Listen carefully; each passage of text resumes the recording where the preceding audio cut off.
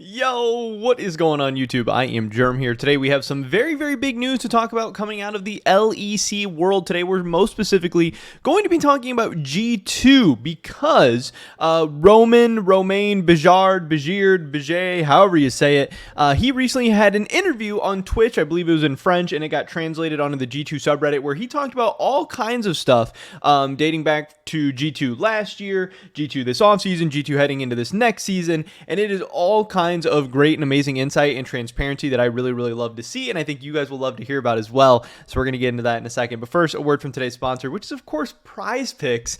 This is daily fantasy made easy, and League of Legends is now back on Prize Picks, obviously with the LPL starting up, LCK, LEC, LCS, everything else is right around the corner.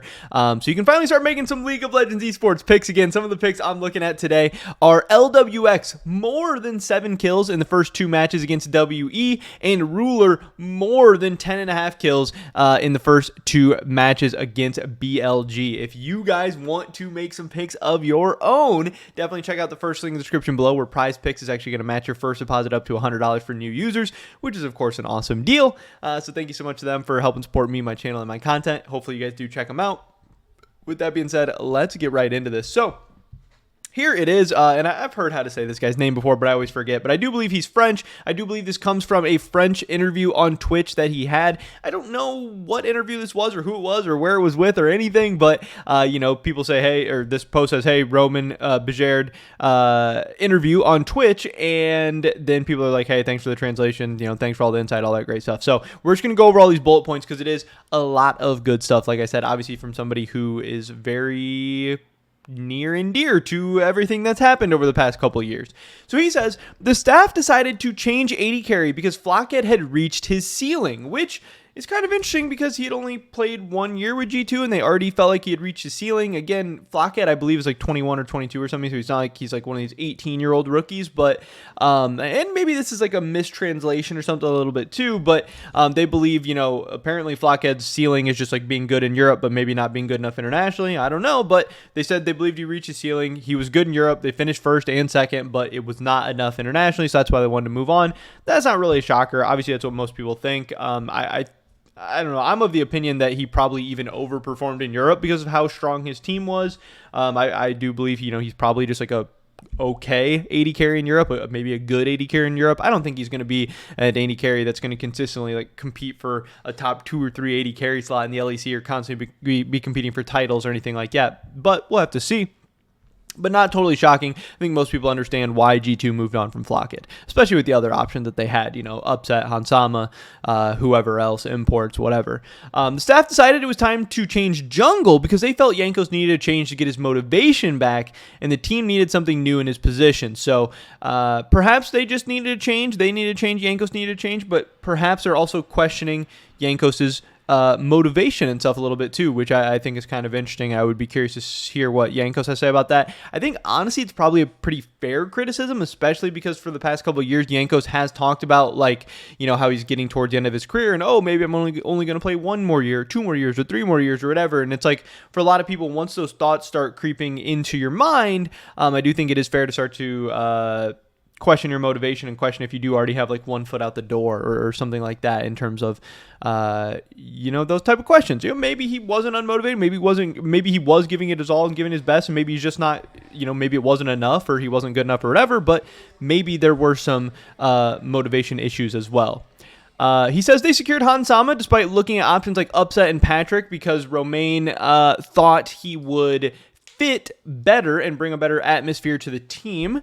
Obviously, Upset comes with, you know, his whole everything. Some people like Upset, some people don't. Some people Upset's rubbed the wrong way, some people he hasn't. I don't really know what it means in terms of Patrick maybe not fitting in with the team better, or maybe they just really like Hansama's attitude or demeanor or whatever. I'm not sure. But again, not necessarily that they thought Hansama was better than Upset or Patrick. I'm sure they still think he's really good or just as good as them, maybe better than them. But overall, he thought they were a better fit for the team.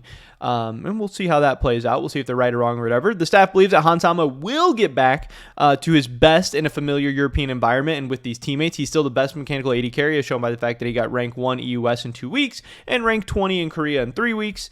They kept BB because they believe he's the best top in Europe.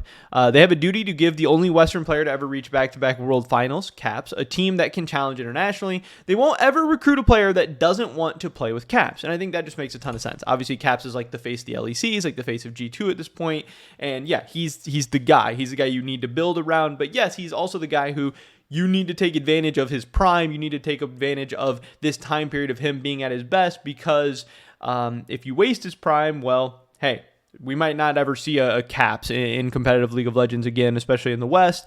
And yeah, it's going to be hard to replace him. And, if you can't win with Caps as your mid laner, good luck winning 5-10 years from now or whatever, when Caps is maybe not around anymore. So you need to go all out. You need to get the best players possible. He does say that after they couldn't get Elyoya, they directly secured Yike. They also knew him well because G2 scrimmed LDLC many times last year, and they were impressed by him. He says the team hasn't lost a single scrim day so far, which means like a best of 5 or whatever. Yike has carried more games in scrims than any of the other 4 players. He is insane mechanically. Could be a good sign, could be a bad sign. Do I necessarily want Yike to be the main carry of G2?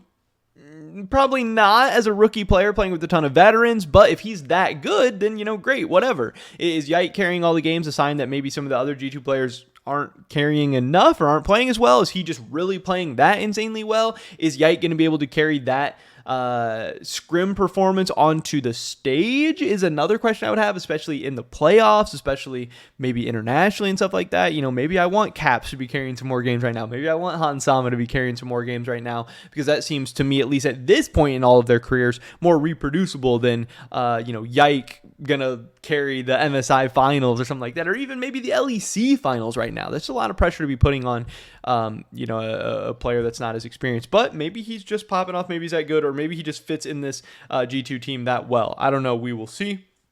When Hans was rushing rank 1 EUS, the player he had the most in his team in solo queue was Mickey, and he was impressed by his level, and this reignited their interest in playing together, along with the fact that they had good relationships since Misfits days.